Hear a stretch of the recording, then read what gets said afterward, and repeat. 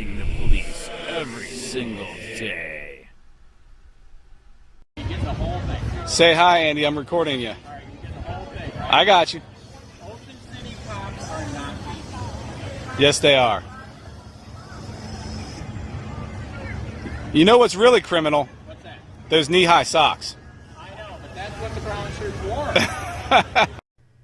Hey, Shark County, this is Shark County COPWATCH, and I'm going to do a screen read on this article. And before I do, on this disgusting propaganda indoctrination, this is insane. This is bullshit. Trying to make a department look good that is fucking corrupt to the core. This is the same goddamn police department that let their dog eat a guy for riding a goddamn bicycle. Then they took that same fucking moron cop, Lee Cole, and to make him look good, they gave him a real gun during an old people trying to be like cops seminar and a shoot, don't shoot scenario, and gave this dipshit cop a real gun. He executed the old lady because he put real bullets in it. And now we're going to try to make the department look good. This is the same department that illegally joined with the city in their illegal ordinance banning free speech, and it enforced that illegal act violating the First Amendment, also free speech in the Florida Constitution. And now that they're busted, they're being sued. They illegally arrested me for free speech after we said we were going to sue them for their illegal act.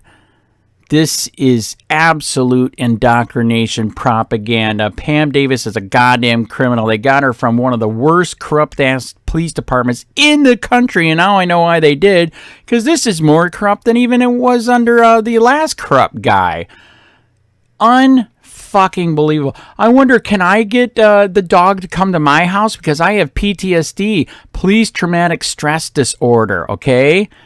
I found out that there's classes right here in Charlotte County. I'm thinking of going because these motherfuckers are corrupt ass, dirty motherfucking piece of shits.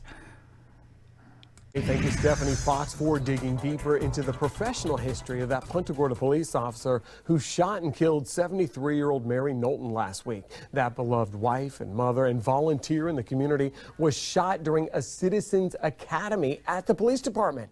Officer Lee Cole is on administrative leave as the Florida Department of Law Enforcement works to figure out why the gun he was using for that training exercise carried live rounds instead of blanks. And this is not the first time Officer Cole has been under scrutiny for his actions. All new tonight, 4 in your corners, Deborah Souverain getting her hands on his personnel file. Deborah?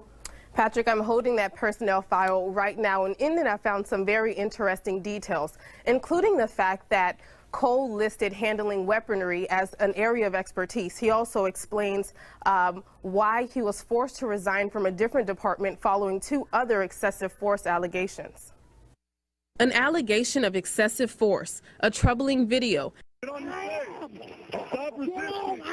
Stop resisting!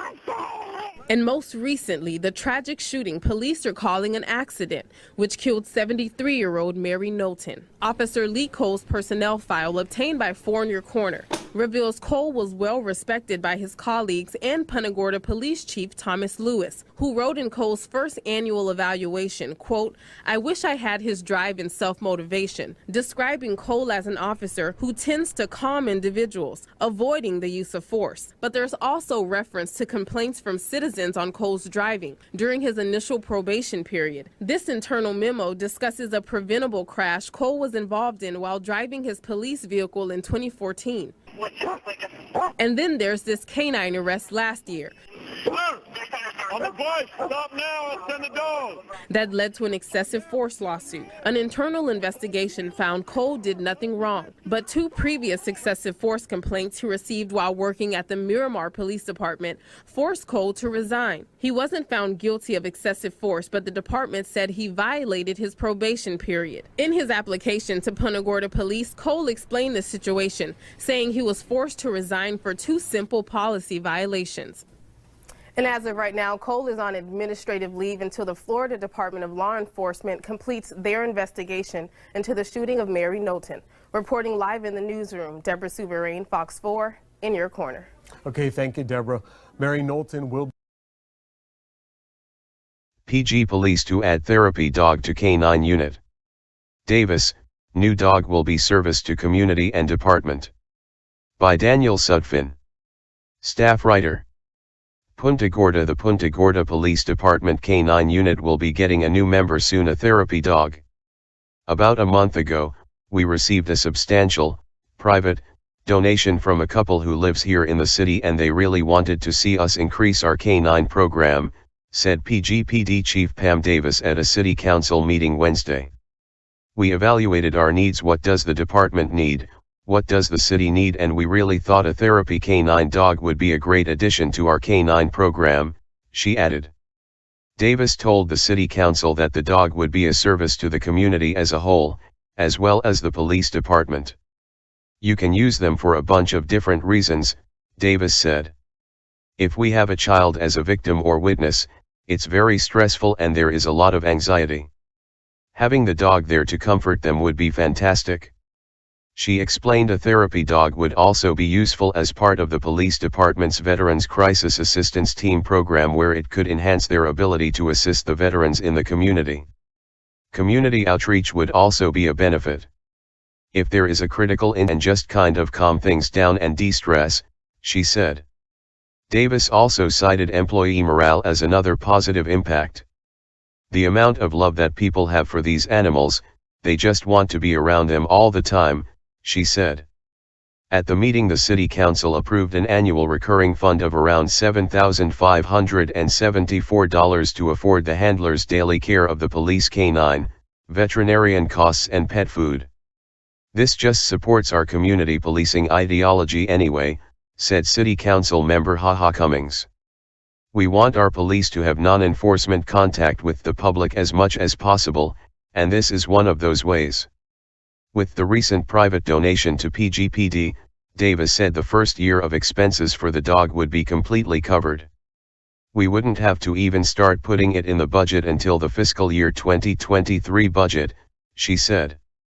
We will figure out a way to put it in our budget so we're not adding too much to the budget. The benefits that are going to come from this, I don't know how you put a price on that. Davis said they plan on working with Brevard County Sheriff's Office Paws and Stripes College, an American Kennel Club recognized therapy dog organization, to select and train the dog, which will be a rescue dog.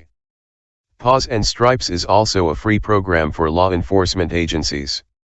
As part of the program, the dog will go through a 12-week training course and the handler is required to attend a 40-hour training course.